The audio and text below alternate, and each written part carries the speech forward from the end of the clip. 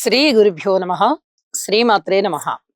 మా భక్తి టీవీని ప్రోత్సహిస్తున్నటువంటి మా ప్రేక్షకులందరికీ ధన్యవాదాలు తెలియజేస్తూ డిసెంబర్ 1వ తేదీ నుంచి డిసెంబర్ 7వ తేదీ వరకు గల కాలానికి రాశి ఫలితాలు తెలియచెప్పుకుందాము. ముందుగా గ్రహస్థితులు. వృషభంలో గురువుగారు ఉన్నారు.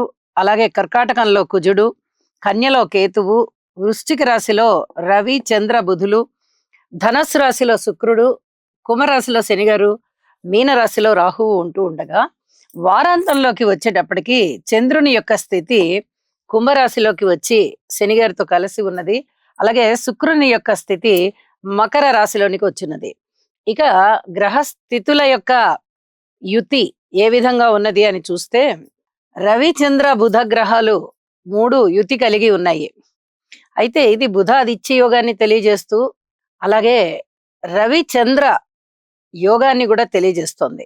అయితే ఈ యోగం అనేది అంతగా ప్రభావితం చేయలేదు. ఎందువల్ల అంటే చంద్రుడు ఇక్కడ నీచలో ఉంటారు కాబట్టి ఇక్కడ అంతగా ఫలితాన్ని చూపించదు. ఇంచుమించుగా అమావాస్య రోజులు ఉంటాయి కాబట్టి. దృష్టుల ఫలితాలు ఏ విధంగా ఫలితాలు ఉన్నాయి అంటే శని గారి యొక్క 10వ దృష్టి రవి చంద్ర బుధుల మీద పడుతూ ఉంది.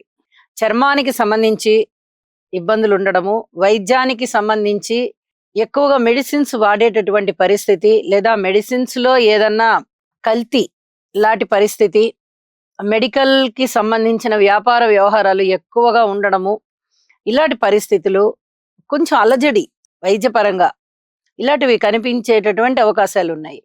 అలాగే గురువు గారి యొక్క 5వ దృష్టి కేతువు మీద పడుతూ ఉన్న కారణం చేత ఆధ్యాత్మిక చింతన పెరుగుతూ ఉంది. అలాగే రవి బుధ చంద్రుల మీద 7వ దృష్టి కారణం చేత అనేక రకాలుగా ఐకమత్యం ఉండడం గాని, ఏదైనా పరిశోధనాత్మక విషయాలలో మంచి పురోగతి సాధించడం గాని, అడ్మినిస్ట్రేషన్ రంగంలో, అలాగే కళా రంగాలలో, ఇలాగా అనేక రంగాలలో కొంచెం మంచి పేరు రావడానికి అవకాశం ఉంది. మంచి నిపుణత సాధించడానికి అవకాశం ఉంది. కుజుని యొక్క 8వ దృష్టి శని గారి మీద ఉంటూ ఉన్న కారణం చేత ఇక్కడ కోర్టు కేసులు, రోడ్డు ప్రమాదాలు ఇలాంటివి కనిపిస్తూ ఉన్నాయి. ఇన్ని విషయాలలోనూ జాగ్రత్త తీసుకోవాలి. ఏ రాశి వారైనా కూడా నవగ్రహ స్తోత్రాల పారాయణం చేయడం ద్వారా చాలా చాలా మనశ్శాంతి పొందుతారు అని చెప్పి తెలియజేస్తూ ఉన్నాను. ఇక వారాంతంలోకి వెళ్ళేటప్పటికి కుజుని యొక్క దృష్టి శుక్రాచార్యుల వారి మీద పడుతోంది. అయితే ఇది కులాంతర వివాహము, మతాంతర వివాహము, ప్రేమ వివాహము ఇలాంటి వాటిని తెలియజేస్తూ ఉన్నాయి. విపరీతమైన కోరికల్ని కూడా తెలియజేస్తున్నాయి. ఎక్కడ ఏది చూసినా మనసుకి ఆకర్షించింది అంటే ఇది మనం కూడా సాధించాలి అనేటటువంటి ఆలోచనతో వీరు ఉంటారు.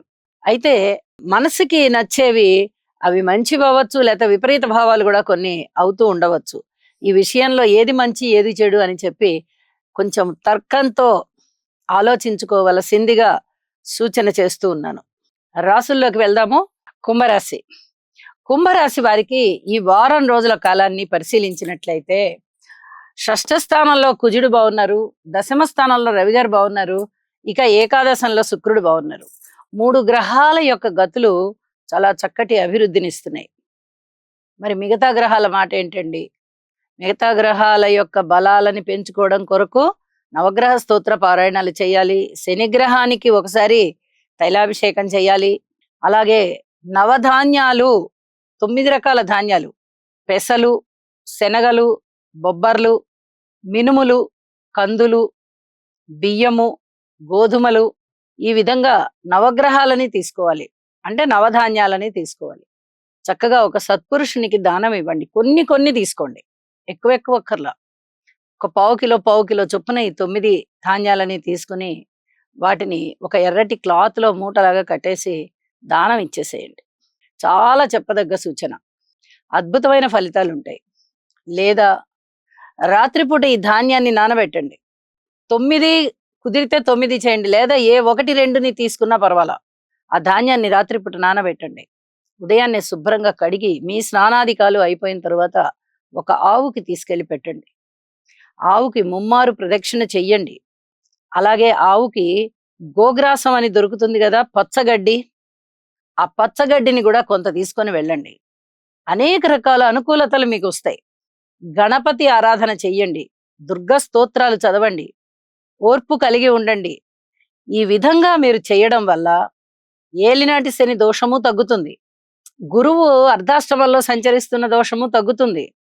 గ్రహ బలాలు అననుకూలంగా ఉన్న దోషము తగ్గిపోతుంది. అన్ని రకాల దోషాల్ని తగ్గింపజేస్తుంది నవగ్రహ ఆరాధన.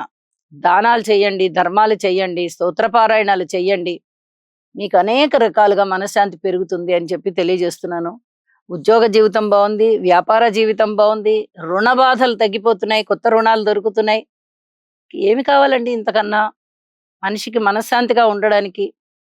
ధనము వస్తోంది.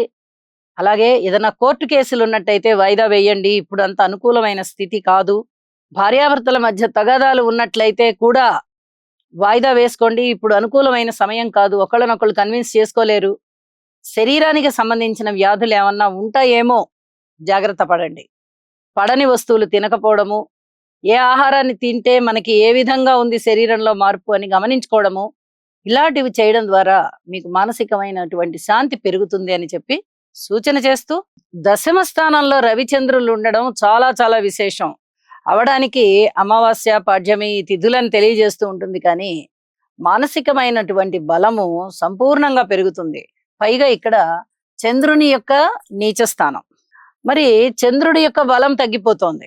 అంటే మనస్సు అదుపులో ఉండట్ల, వీరికి నిర్ణయాలు తీసుకోలేకపోతున్నారు, అదుపులో ఉండట్లేదు, రకరకాల ఆలోచనలు వస్తున్నాయి, ఇబ్బంది పడుతున్నారు.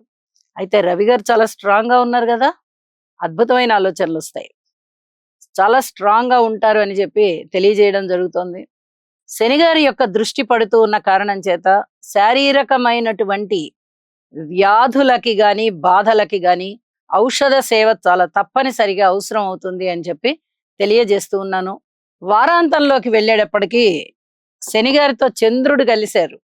కించిత్ ఖేదం ఉండే అవకాశం ఉన్నప్పటికీ చాలా చాలా అనుకూలమైనటువంటి మార్పుల్ని ఇస్తున్నారు.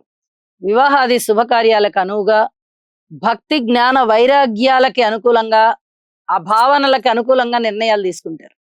భగవంతుడికి చేరువయ్యే క్రమంలో, అంటే ఇప్పటి వరకు మీరు ఏ సాధనా మార్గాల్ని ఉపయోగించారో, ఒక్కొక్కళ్ళు ఒక్కొక్కటి ఉపయోగిస్తారు, ఇవి అని చెప్పలేం.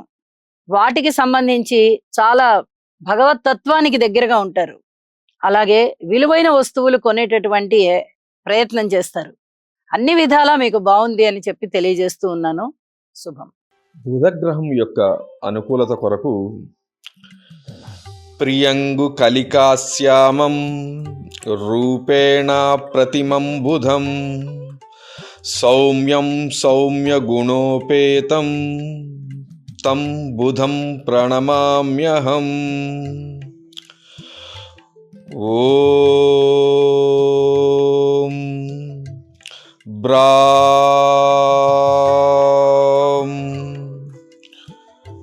బ్రీం బ్రౌం సహ బుధాయ నమః.